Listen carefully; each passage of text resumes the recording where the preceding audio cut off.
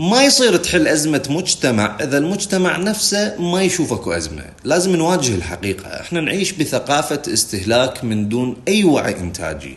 مو استهلاك للمواد بس، احنا نستهلك كل شيء تقريبا. الوقت، الفكرة، حتى العلاقات الاجتماعية احنا دا نستهلكها.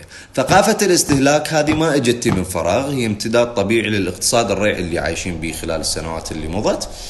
والريع علمنا انه ننتظر بدل ما نبادر بالاشياء. الدولة توزع والمواطن يستلم، وهنا يصير الاستهلاك مو بس عادة، يصير هوية اجتماعية نفس ما موجودة الان.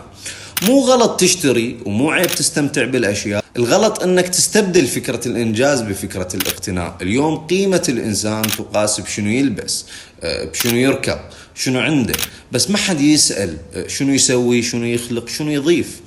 ثقافة الاستهلاك تخلق مجتمع ما يعرف يدخر، ما يفكر بمنجز معين أو بمشروع معين، ما عنده حس إنتاجي لأنه ما متعود يربط دخله بالجهد أصلا.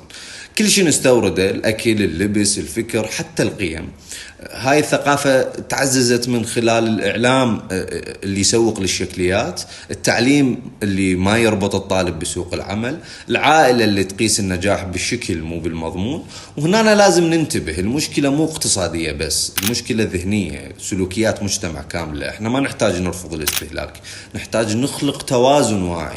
تستهلك وانت فاهم قيمة الشيء اللي تستهلكه، وتنتج وانت تعرف ليش. ثقافة الانتاج مو حلم، هي قرار يعني يبدي من وعي جديد، من مجتمع يعيد تعريف نفسه، بعيد عن الشراء وقريب اكثر لفكرة الانجاز.